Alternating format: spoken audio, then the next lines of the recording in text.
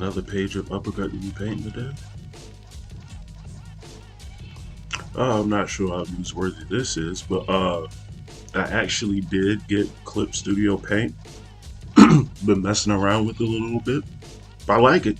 I still don't know how to use. I have certain habits that I've developed from Photoshop, certain tools that I've used as a crutch for a long time that I now have to get used to not necessarily having, or it just not functioning the same way. Because from what I can tell so far, a lot of the things that I do in Photoshop could still be done in Clip Studio.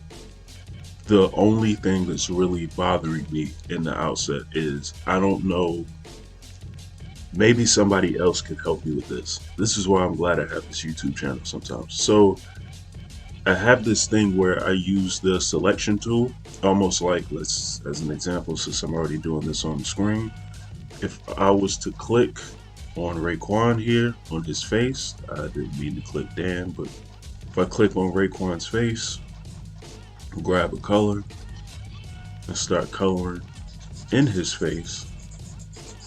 Sounds very loud, by the way. That's just that. For whatever reason, when I do that in Clip Studio Paint, when I select inside my line art, once I like bring my pen off the pad, it's literally picking up my entire pen stroke throughout the whole selection, which defeats the purpose of even selecting the thing in the first place. So I know I'm doing something wrong, or I have it set in the wrong place, but I haven't figured out what that is yet. And I literally just got the program yesterday, so I haven't really had enough time to look up any tutorials or do any research as to find out what I'm doing.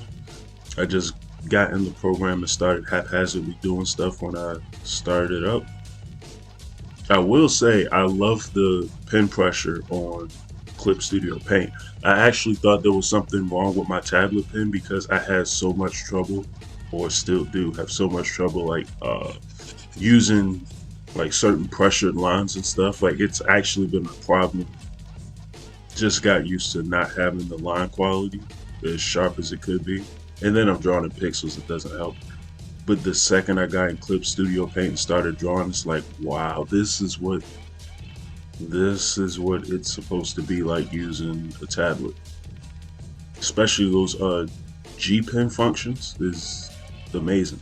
Like, it's a genius idea, but it's also a program designed for illustration and comics. So, but I don't know why my settings in Photoshop, just even if I have the pressure, like I have my brush settings on what they say it's supposed to be on in order to function properly, it's just not working for whatever reason, and never has.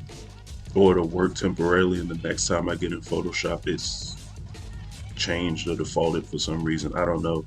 And I've just been used to doing art without it at this point. But I'm definitely going to start doing illustrations more in Clip Studio.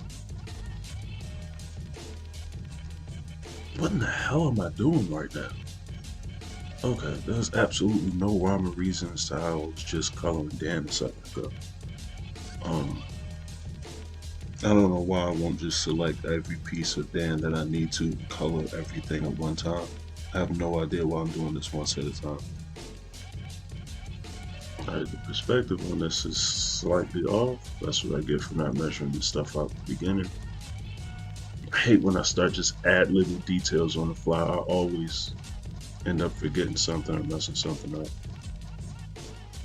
I think now would also be a good time to mention I've also started doing some world building for my next comic. I don't know how I put myself in this position to be working kinda on 2 comics at one time. I did everything in my power to try to avoid this. Now, I shouldn't say working on 2 comics at one time, but as ideas start coming to me for my new comic, I just start writing them down, and that leads to me sort of planning out certain things and going overboard. And I have to reel myself back in and just keep reminding myself that I'm not done with Uppercut yet. I think my only reason for that is so I don't lose sight of what my ultimate goal is here. And I'm too close to the finish line to start screwing up. Though I will say I do want to do more sort of looking at comic book examples, just to study other methods and how other people did things and sort of get ideas of how I could sort of make life easier on myself the next time I do one of these. I also don't want to get into the habit of only just I don't know why I added all that in there. You're not gonna see it, but I don't want to get in the habit of only doing uh, or studying manga, considering that's not really how my comic's gonna look. Which now that I'm talking out loud, I really don't know how my next comic is gonna look. But that I know I'm not figuring out till I finish Uppercut. I was gonna keep doing detail, but I just thought about it and screw that. You're not gonna see it anyways, because it's only with so much space in that panel and the speech bubble has to go somewhere.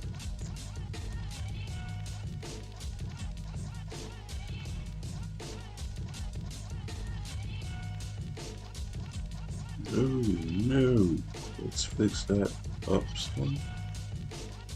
Oh my god. The hell is he doing? The hell is he doing? I said that like I'm looking at Dan, and Dan just did this on his own. And my comic book characters are painting themselves. Yeah, it's not my fault, right? I'm sorry, I have to take a second to acknowledge just how dumb that was to make a mistake in the artwork and blame the character that I'm drawing. What the hell was that?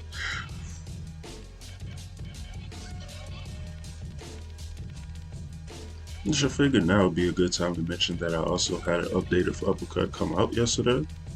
So there are new pages up on Tapas or Webtoon, whichever one you use, if you want to check them out.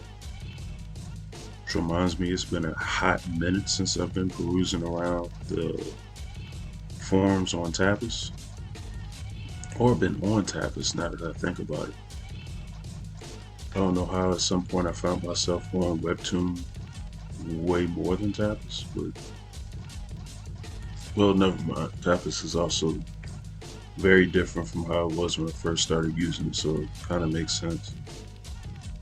It's interesting that I just stopped working on Dan without being finished with him.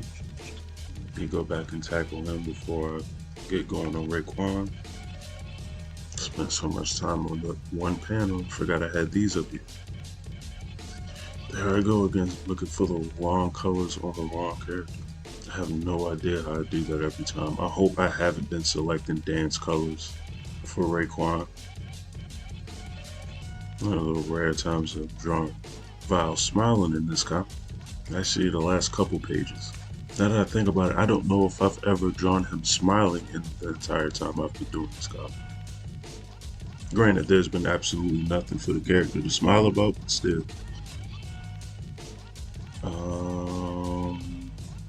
Okay.